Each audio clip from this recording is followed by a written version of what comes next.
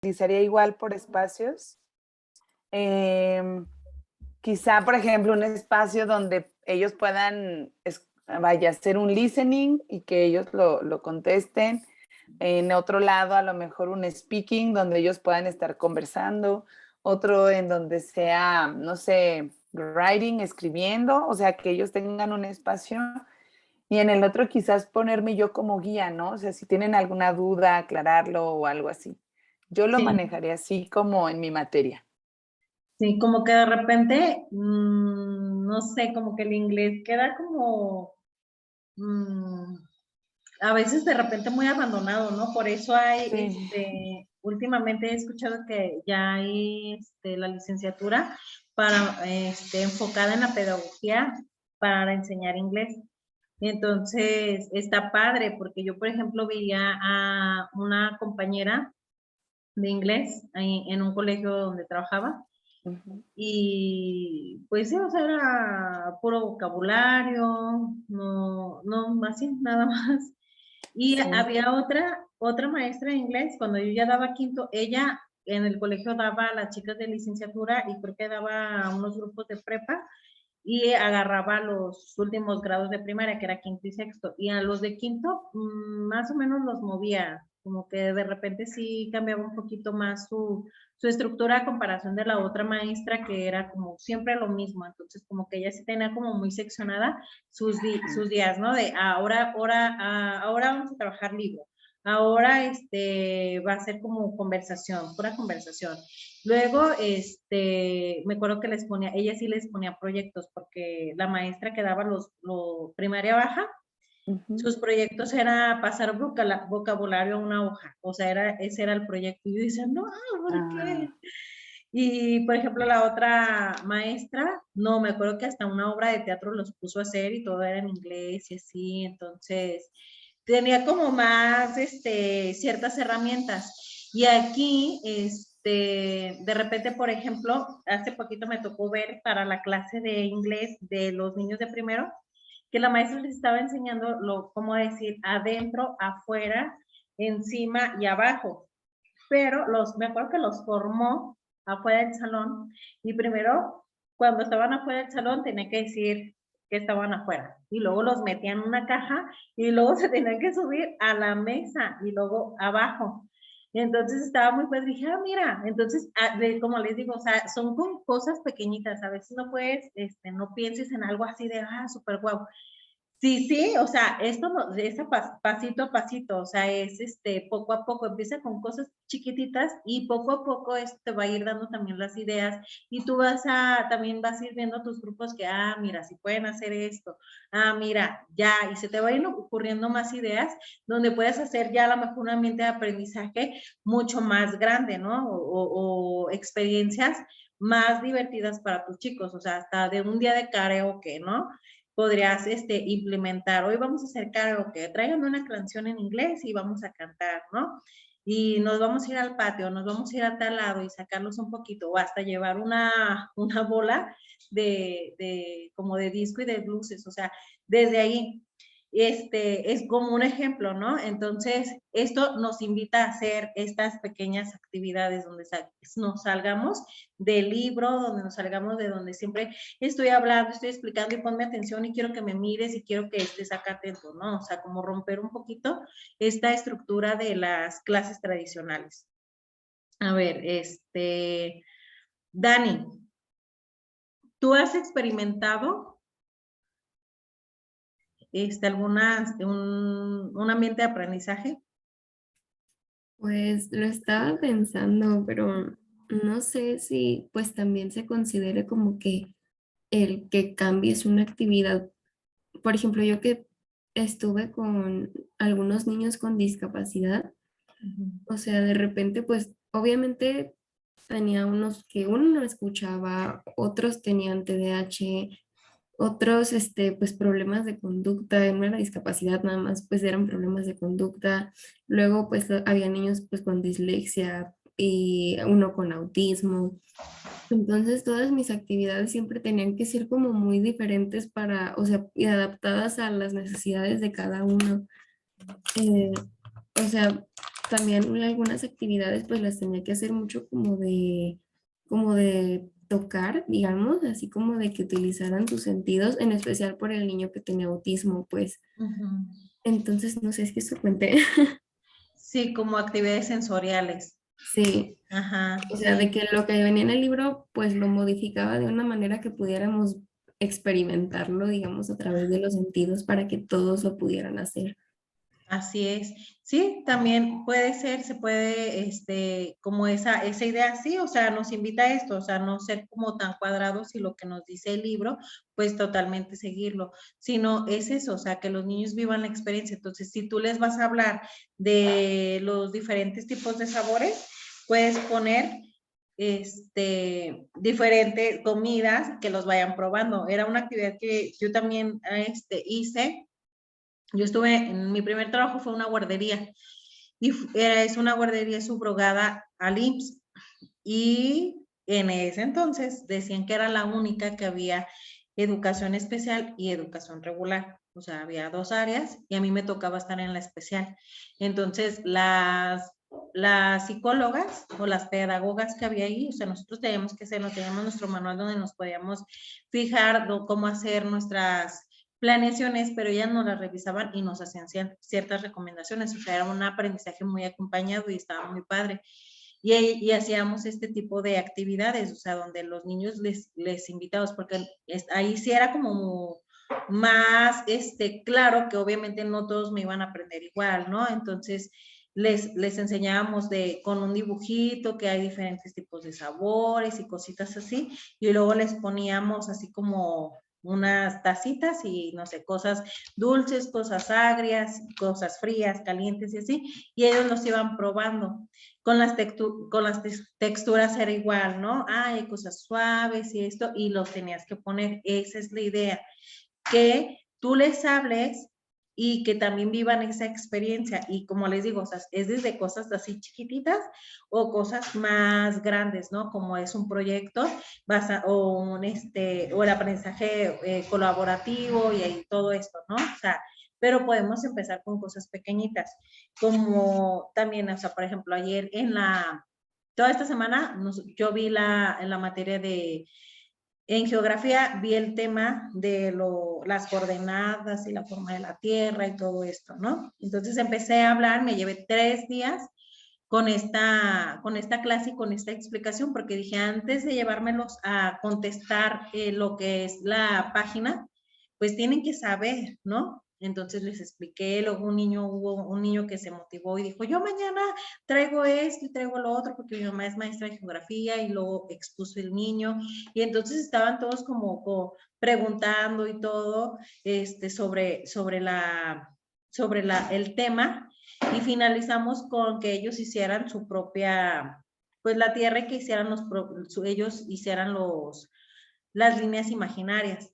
Entonces lo vimos 3 días trazaron líneas imaginarias, pero fue en el cuaderno, lo vieron en el libro y terminaron haciéndolo con su bola de unicel, y quedó un poquito más claro y más consciente de pérdida, ya identificar cuál es el ecuador, cuál es el eje transversal, o sea, todo, ¿no? Entonces, es llevarlos, hacer una pequeña práctica. Siempre traten de que en sus clases haya esto, una pequeña práctica, una pequeña experiencia, ya sea para tu clase de cierre, para finalizar la semana, o para tu clase de inicio.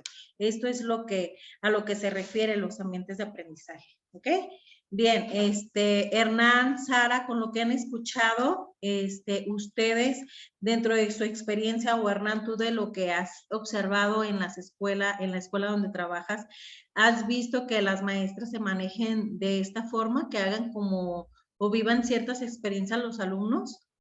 ¿Hagan algún proyecto o algo?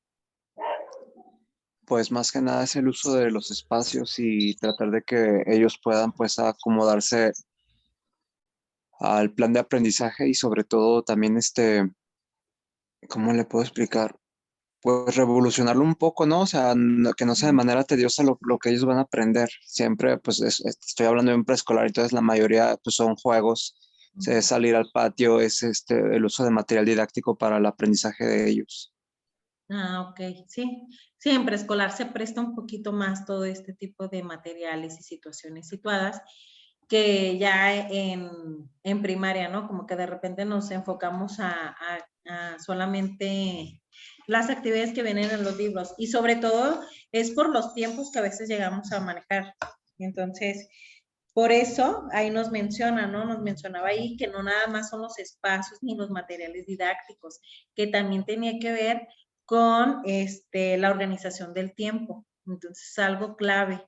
¿Sale, vale? Sara, de lo que has escuchado, algún comentario, ¿tú has experimentado algún ambiente de aprendizaje? ¿Lo has llevado a cabo? En el colegio que hice las prácticas, sí, hacía mucho, se puede decir como talleres, pues tenían de hecho Ajá. materia de robótica y luego Ah, tenían, ¿cómo se llama? Y pues ellos armaban ujú, y tenían su tablet y ya les iban guiando y ellos iban supuestamente programando ujú, y ya pues lo que ellos armaran como por ejemplo de carritos y así, ellos con las tablets los programaban y luego primero o una semana un grupo era el programador, otro grupo el líder y otro grupo eran los que armaban y así los iba rotando cada semana y luego cada uno ya cuando armaban su carrito, lo que ellos quisieran, lo programaban y ya cada quien lo manejaban por medio de las tablets. Y también tenían talleres tipo manualidades y muchas a veces cosas del libro, por ejemplo, venía una clase en español, creo que era, de hacer como una marioneta. Esa, por ejemplo, se hacía en el taller de las manualidades, vaya, y ya se llevaba el material. Bueno, ahí tenían de hecho mucho material y demás, y ahí se armaban. O sea, los niños pues ya iban armando todo, ya nomás se les pedía alguna que otra cosa que no estuviera ahí para que ellos lo llevaran. Pero sí creo que sí había, eso digo yo, ¿no? Que sí eran ambientes diferentes pues como de aprendizaje, sí, y claro. sí había varias actividades. Sí, ese de robótica está muy padre, como, no sé si les platica y van a decir, esto maestra todo hace. Yo estuve dando clases de robótica también, entonces, de hecho acabo de entregar el material, ahí lo tenía, pero, porque ya no las voy a dar. Pero está muy padre la forma en la que se aprende o como la metodología que se sigue, porque los niños aprenden todo, como todo lo que es un sistema de engranaje, aprender cómo es que funciona o por qué se va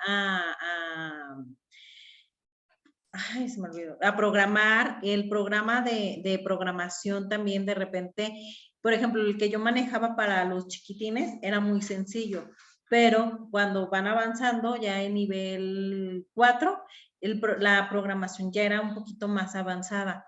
Entonces estaba muy padre porque todo era bajo la experiencia. No les explicabas como a grandes rasgos todo, todo, todo. De repente había veces que sí, obviamente en las primeras clases sí tenías que explicarles, mira, este es un engran de corona, este es un engran de 12 dientes, así funciona, y si yo pongo los 3 va a funcionar de tal manera. Entonces, había cosas que más o menos a veces ibas, pero casi siempre te ibas directo a la práctica y en la práctica encontrábamos el porqué. O sea, por ejemplo, cuando ya hacían su armado y no funcionaba, y así de que es que seguir la instrucción, a ver, vamos a ver, y si le movemos aquí, y si le movemos allá, entonces ellos iban experimentando, y también era bajo ensayo y error, porque había a veces armados muy difíciles, donde ellos tenían que encontrar una modificación, ¿no? O moverle alguna pieza, aunque diga así el instructivo, a ver, cálale haciéndole esto. No, sí funciona mejor así, entonces estaba muy padre. Yo normalmente lo que hacía era siempre hacer, obviamente, los armados yo sola en mi casa, programarlos y hacerlos y checar esto de si funcionaban o no funcionaban, el por qué y así, porque pasaba esto, que en la instrucción me la daba así, lo hacía tal cual y no funcionaban. Entonces había veces que hacerle modificaciones. Y yo me sorprendía mucho porque había niños que a veces a mí me costaba trabajo, ¿no? Y me tardaba un montón de tiempo y de repente en la clase yo decía, a ver, ya llegó a la hora, en el momento donde se va a atorar, ¿no? Y ahí como que me gustaba observar. Y de repente había niños que inmediatamente sabían y yo, ¡ay! Yo me tardé horas así descubriéndolo, ¿no?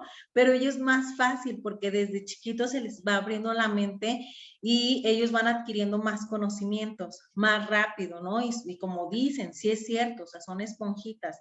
Entonces rápido van teniendo esa agilidad y esa habilidad. Yo, por mi parte y por mi experiencia, al principio le batallaba mucho y me daba mucho miedo. El armar, el equivocarme, el decir, ay, aquí ya me atoré, ¿cómo le hago? Y, por ejemplo, mi jefa me decía, si te atoras en un armado, tú háblame, tú dime y tú esto. Pero dice, tengo que lograrlo. Y ya en las últimas, ya ahorita ya que ya casi tenía como un año ahí en robótica, para mí ya era muy fácil. Ah, no funcionó, a ver, vamos a modificar. O sea, ya también había perdido el miedo de moverle y ponerle y quitarle. Entonces era más fácil para mí también. Entonces, este tipo de experiencias o este tipo de prácticas lo podemos llegar a hacer. O sea, vámonos luego a la práctica y en la práctica podemos encontrar los errores, como yo les dije, como el ejemplo de geografía. Ah, querían trabajar con el atlas y hacerle y ponerle, ándale. Encontramos un error, encontramos muchos y nos damos cuenta de, sí, no fui paciente, no supe escuchar, no supe escuchar las instrucciones. Las respuestas estaban de este lado, sí, no tuve comprensión lectora. Los llevo a un pensamiento crítico, donde, ok, yo no tuve mucho de mi parte, o donde los equipos que lograron llenar la tabla, experimentaron esta parte de organización, de poner atención de esto, y entonces los otros como que captaron eso y fueron de que, ok, entonces ya nos vamos a comprometer a poner más atención, ¿no? Entonces puedes poner prácticas para que ellos fracasen y se den cuenta de que ahí hay falta algo que trabajar, o prácticas para esto mismo, ¿no? O sea, esto es la experiencia solamente, ¿ok? ¿Algún comentario, chicos? ¿Algo que quieran aportar?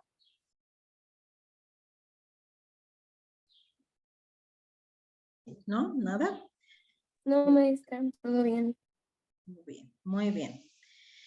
Bien, con este tipo también de experiencias, nosotros, como dice ahí, no nos vamos a limitar a los materiales, a los espacios físicos, al tiempo, tenemos que ir haciendo modificaciones, organizar los tiempos, los materiales, los espacios, todo. Y algo bien importante aquí es la interacción que hay entre los niños, ¿ok? Nosotros hemos venido trabajando o hemos venido hablando con lo que son los valores, el respeto, la creación de nuevos ciudadanos, ¿no? Basados en la democracia. Y es en este tipo de actividades donde se van a poner a práctica también estas cosas que estamos viendo, ¿no?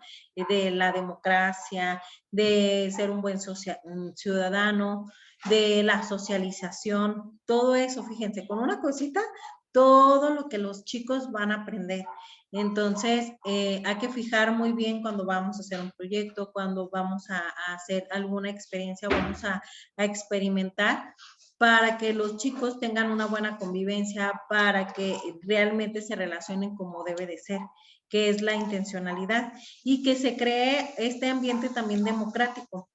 Si se acuerdan, no nada más es votar y todo y nada más, sino que es una experiencia donde los alumnos todos tienen que ser escuchados, todos van a decidir a la par, se va a hacer una votación para ver por qué rumbo se van a ir. Entonces es invitarlos a hacer todo esto, pero también, ¿cómo lo van a aprender? Nada más escuchando, no, sino que también haciéndolo práctico, ¿no? O sea, ya cuando los pones en equipo y ya les explicaste cómo es que se debe de trabajar, pues ahí te vas a dar cuenta, ¿no? Cómo ellos se van a ir desenvolviendo, si realmente te aprendieron y te hicieron caso de cómo es que deberían de organizarse, por ejemplo, ¿no? Entonces, estos ambientes de aprendizaje también va mucho de la mano con estos ambientes de democracia que nosotros tenemos que empezar a trabajar con nuestros alumnos. Vamos a ver otra pequeña presentación que nos habla sobre todo de la finalidad de las funciones sociales de la educación. ¿Ok? Dentro de las funciones sociales de la educación, bueno, tenemos esto que nos indica que tiene que ser funcional, que queremos lograr. Ya no tener alumnos que saquen 10, 9 y todo eso. O sea, si tienen un conocimiento o el área cognitiva hasta el 100%, qué bueno. Pero ahorita lo que se necesita es personas funcionales, personas que tengan este pensamiento crítico, que sepan resolver problemas, que sean sociales, que vivan experiencias y que tengan este conocimiento, ¿no? O sea, aquí ya se nos otorgó en esto, entonces podemos hacer esto otro.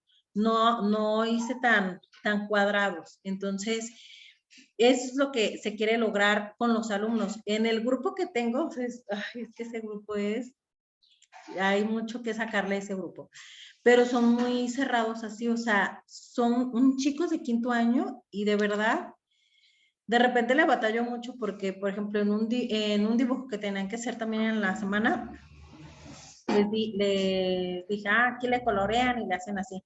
Pero, ¿qué pasa si no tengo esto? Pero, ¿qué pasa? Desde el principio les he dicho, tienen que fijarse muy bien en las instrucciones que les dé. 2, en la presentación de su trabajo, pero también tienen que tener creatividad. Y esta parte de creatividad es su parte libre, donde tú vas a elegir cómo vas a acomodar la hoja de tu cuaderno, o sea, si lo vas a hacer con tinta azul o negra, o sea, sí, cierta libertad.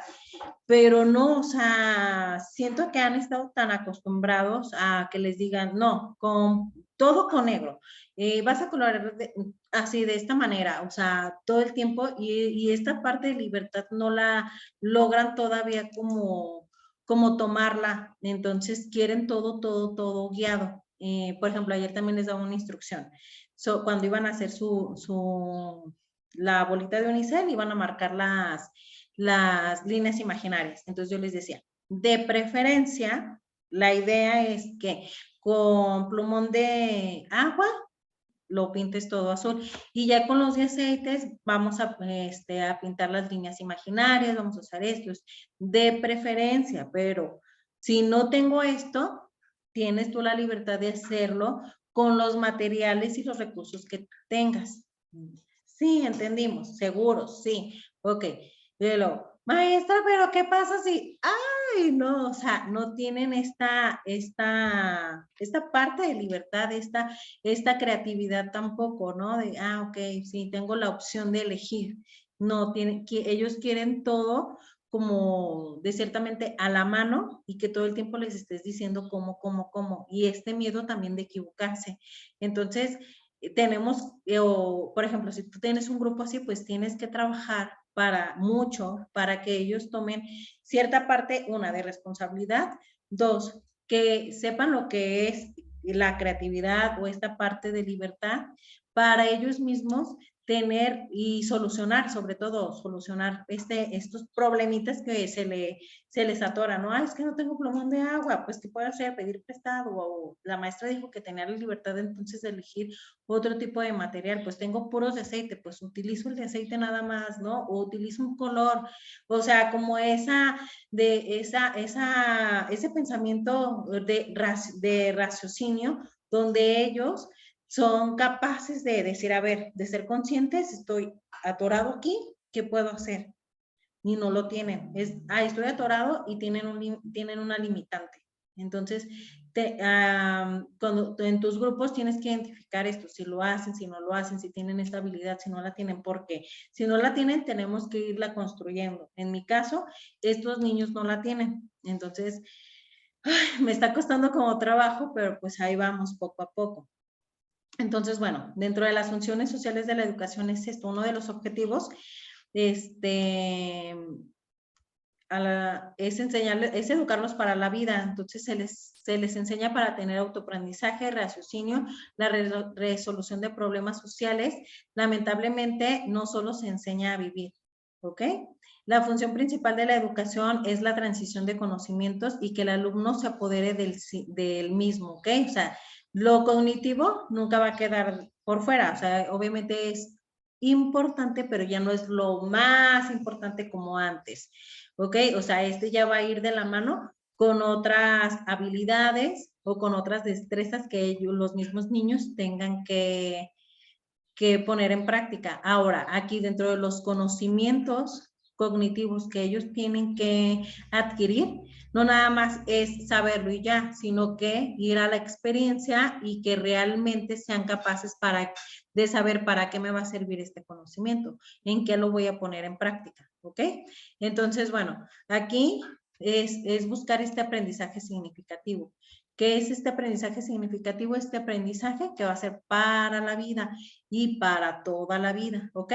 En este caso, de puro ejemplo, pues lo que aprendimos, ¿no? Desde los 6 años aprendimos a leer y a escribir y ha sido un aprendizaje significativo. No se te va a olvidar jamás leer y escribir. Entonces esa es la idea, que ese aprendizaje, eso que tú le estés aportando a tus alumnos, se les quede para toda la vida, ¿ok? Entonces, y aquí vemos otra vez, bueno, no, aquí no dice, pero más adelante viene y nos vuelve a mencionar este pensamiento crítico. Si se fijan, estamos como que todo el tiempo escuchando este pensamiento crítico, ¿ok? Dice los objetivos de la educación en valores. Hernán, ¿me ayudas con este pedacito, por favor? Sí, maestra. Dice, los objetivos de la educación en valores. Este concepto se refiere al proceso educativo que inculca pautas morales para crear sociedades más cívicas y democráticas. La educación en valores, por lo tanto, promueve la tolerancia y el entendimiento por encima de nuestras diferencias políticas, culturales y religiosas, poniendo especial énfasis en la defensa de los derechos humanos, la protección de las minorías étnicas y los colectivos más vulnerables y la conservación del medio ambiente. Queremos crear un mundo más sostenible con economías estables y sociedades más justas e inclusivas. Un objetivo difícil pero no imposible de alcanzar si contamos con la implicación de los gobiernos, las instituciones, las empresas y sobre todo de una ciudadanía responsable y comprometida. Así es, esto es lo que queremos formar. Entonces, ¿qué estrategias o qué metodologías puedo tomar a cuenta? Pues, por ejemplo, esto que acabamos de ver, ¿no? Los ambientes de aprendizaje, el aprendizaje basado en problemas, el aprendizaje colaborativo, el aprendizaje basado en proyectos. Todo esto nos va a ayudar a trabajar con esto que nos está mencionando, a crear ambientes democráticos, a promover la tolerancia, el entendimiento y las diferencias políticas y culturales, religiosas de los mismos alumnos, ¿no? Era lo que les decía, o sea, aquí una parte muy interesante cuando vamos a trabajar o vamos a hacer alguna experiencia, un proyecto, donde vamos a dejar que los alumnos vayan construyendo su propio aprendizaje, es observar cómo ellos se relacionan, cómo ellos se van a poner de acuerdo, cómo es que se están respetando y si hay algo ahí de que si no se están respetando, si no se están organizando correctamente, ahí es cuando tú como docente tienes que hacer tus intervenciones, ¿ok? Entonces, esto es el objetivo, es lo que se quiere lograr con la creación de ambientes democráticos, ambientes de aprendizaje, y sobre todo la educación en valores, que es algo que hemos venido ya viendo desde las clases anteriores, ¿ok? Dice, la educación en valores promueve la solidaridad, la convivencia y el amor por la naturaleza. O sea, son como estos 3 enfoques donde nos vamos a poner como mucho ojo y donde vamos a desarrollar como esta educación en valores. Dice, un ciudadano ejemplar no nace, se hace. ¿Se acuerdan que ya lo habíamos visto? A partir de la socialización de esta primera etapa como niños, es desde ahí que nos vamos a ir formando como un ciudadano. Dice, al igual que aprendemos matemáticas e idiomas, deberíamos doctorarnos en lecciones básicas para la convivencia y el progreso social, como el respeto, la empatía, la igualdad, la solidaridad o el pensamiento crítico. Sin estos otros principios éticos que nos define como seres humanos, difícilmente construiremos un mundo mejor. Ahorita nos queremos basar en esto, en crear, y era lo que les decía, les mencionaba en las clases pasadas, esta nueva reestructuración de esta materia de formación en valores, esta materia donde nosotros, cuando nosotros nos tocó ser alumnos, donde aprendíamos como ciertos valores, sí, y sobre todo bajo la práctica, más que nada, no como en una clase como tal. O este amor a la patria también era como más experimental que en clase, ¿no? Era como que siempre en los eventos cívicos que había en las clases. Y ahorita se quiere hacer lo mismo, ampliando un poquito más esta materia, pero irnos a esto, ¿no? Construir un mundo mejor, construir ciudadanos desde ahorita, desde la niñez, es donde los tenemos que enfocar a ser buenos ciudadanos, a ser buenas personas, pero va de la mano con sus conocimientos, ¿no? Cognitivos, con estos conocimientos que también son uno de los objetivos para la educación. Dice los objetivos de la educación en valores, no, este ya se repitió.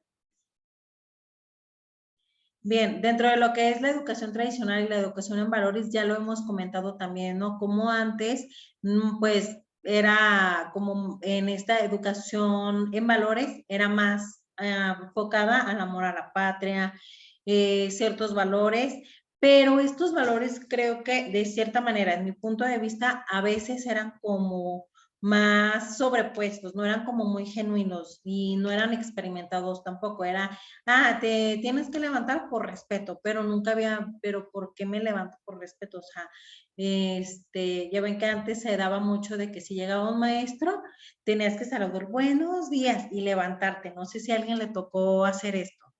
¿A alguien le tocó? A mí, A mí, Ahí Sí, está, igual. casi a todos, ¿no? Entonces, pero nunca o por lo menos yo jamás dije, ay, ¿por qué nos hacen esto, no? O sea, nunca nos cuestionábamos el por qué. Solamente el maestro te decía y estaba bien, pues si te lo decía el maestro, estaba bien. O por ejemplo, en la historia de México, pues tal cual te la contaba el maestro, era como había sucedido, o sea, tú lo creías, ¿no? Entonces nunca te cuestionabas de si es cierto, o sea, si pasó esto o por qué pasó así, o sea, no, nos quedábamos ahí como de cierta manera muy limitados. Pocos, creo yo, no todos éramos así, a lo mejor había otros que sí se cuestionaban, pero aquellos que llegaban a cuestionarse sí era como que, ay, los raros, los que querían molestar o no les daban esta oportunidad, mira, muy interesante tu pregunta, mira, pues vamos a ver, vamos a investigar, jamás pasaba esto, ¿no? Hoy en día, pues se quiere trabajar con esto, ¿no? Y sobre todo, siento que a veces, con los proyectos que nos ponen a nosotros como docentes, nos avientan a que tampoco sepamos todo, ¿no? O sea, que vayamos también aprendiendo con los niños, sobre todo, por ejemplo, con los cambios que hay en la educación, con los modelos educativos, donde no lo manejas tan bien y vas a ir aprendiendo bajo tu práctica y vas a ir aprendiendo con los niños. Entonces, ahí ya hay como esa... de repente ese nivel donde estás igual que tus alumnos, no siempre vas a estar acá y es lo que nos quieren enseñar, ¿no? Somos iguales, tú sí les estás enseñando, pero no quiere decir que ellos sean menos que tú o que ellos te tienen que hacer caso tal cual les estás indicando. Entonces, es una de las modificaciones que se ha tratado de hacer dentro de la educación tanto tradicional como pues contemporánea, ¿no? Hoy en día, la educación actual. Estos cambios, ¿cómo se dan? ¿Así nada más por lo más? No. Se dan a partir de los modelos educativos que nosotros estemos trabajando. Entonces, aquí, por ejemplo, el modelo educativo actual que se trabaja es el del 2017. Y cuando entró este nuevo modelo, pues fue donde se empezaron a hacer estos cambios, donde, por ejemplo, el aprendizaje estaba centrado en el alumno, donde se hablaba ya de la igualdad y también se hablaba de la equidad, ¿no? ¿Qué es la equidad? Pues darle a tu alumno lo que él necesita.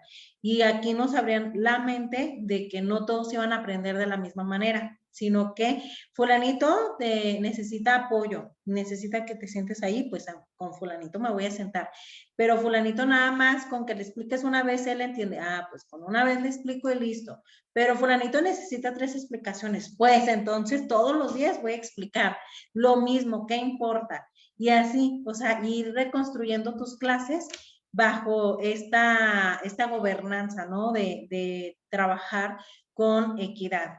Entonces, aquí es donde se empieza a abrir y estas nuevas ideas a partir de que se empieza a trabajar con este nuevo modelo de trabajo. Ya va a cambiar, como sabemos, vamos a trabajar con el nuevo 2022, pero se vienen muchas cosas del 2017, sí se vienen al del 2022. Una de ellas es trabajar con las metodologías activas, trabajar con proyectos.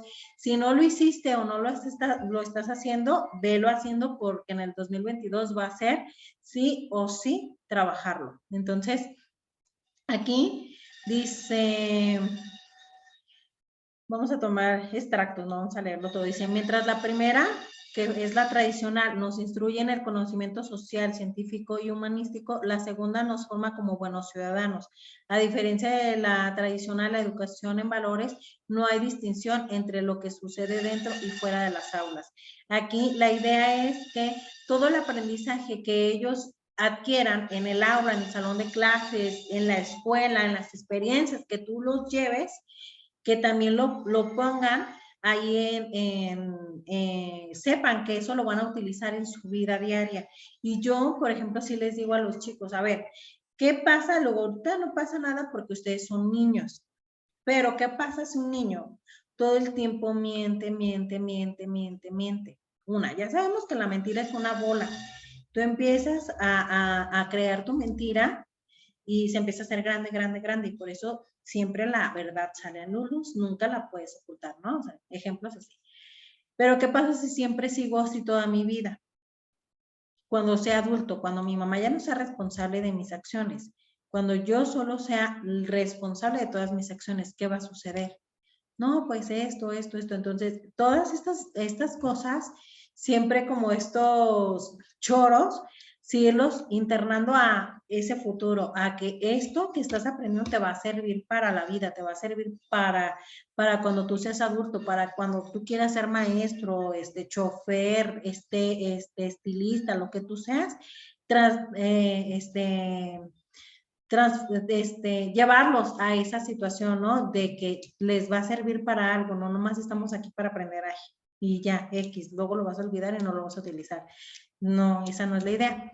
Dice, la importancia de la educación en valores se ha impulsado en las escuelas europeas materias como educación para la ciencia. En 2017 ya formaba parte del currículo educativo nacional de todos los países de la Unión Europea. ¿Ok? Es aquí donde entra nuestro nuevo modelo también de 2017, donde se transforma también todo esto que venimos hablando. Dentro de lo que es la materia de formación cívica y ética, sí hubo todas estas modificaciones. Les digo que desde ahorita ya los niños escuchan esta palabra democracia y se les da esta explicación de lo que es la democracia, de lo que es vivir en valores, de lo que es la igualdad. Sobre todo viene con muchos ejemplos de casos. Entonces, donde ellos se supone que la idea ahí es abrir este pensamiento crítico, ¿no? A ver, en esta situación, ¿tú qué harías? En esta situación, ¿tú cómo lo resuelves? Entonces, es llegar a este nivel de análisis donde los niños sean conscientes de lo que están haciendo y sobre todo se basa mucho a situaciones donde ellos pudieran experimentar.